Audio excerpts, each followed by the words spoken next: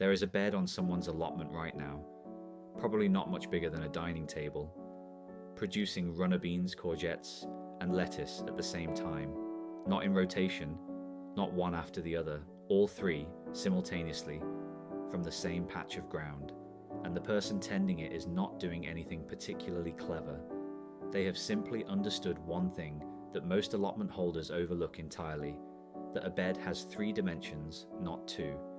Most of us plan our plots on paper.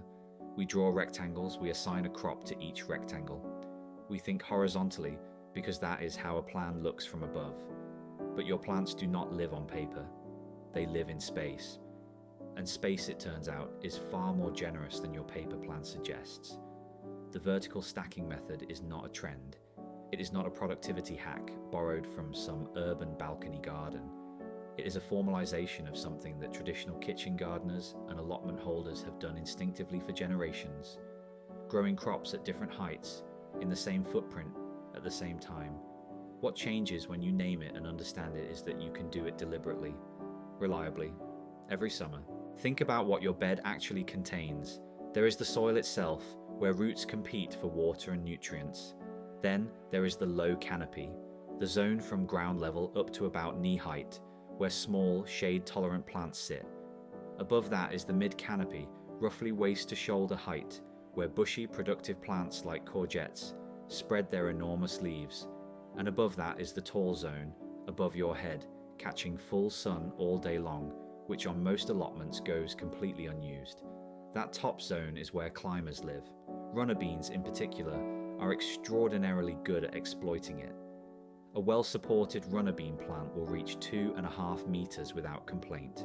It is pulling energy from light that nothing else on your plot is touching. It is, in the most literal sense, harvesting from thin air. The key insight of vertical stacking is that these 3 zones, low, mid, high, do not compete with each other. Not seriously. Not if you choose your crops thoughtfully. They occupy different layers of light. Their roots, to a meaningful degree, occupy different layers of soil, and their peak harvest times, even within a single summer, are staggered enough that the bed never feels overwhelmed. Let us be specific. The combination that works best for a small UK allotment bed in summer is runner beans at the top, courgettes in the middle, and cut-and-come-again lettuce at the base. This is not arbitrary. Each crop earns its place in the stack. Runner beans go up a cane wigwam or a simple A-frame. They need full sun and they get it. Nothing is above them. They fix nitrogen at their roots, which means they are quietly improving the soil for everything growing nearby. They are prolific. From a single wigwam, a family can pick beans 2 or 3 times a week through July and August. Courgettes sit at the base of the structure, or just beside it, sprawling outward into the mid-canopy. They are hungry plants, yes. They need water and feeding, but they do not need height, and they do not need the intense overhead sun that beans demand. The dappled light that filters down from the bean canopy is sufficient for strong courgette growth. Their broad leaves, meanwhile, do something useful. They shade the soil around them, reducing moisture loss on dry days. And beneath and around the courgettes, in whatever gaps remain between plants, you sow your lettuce.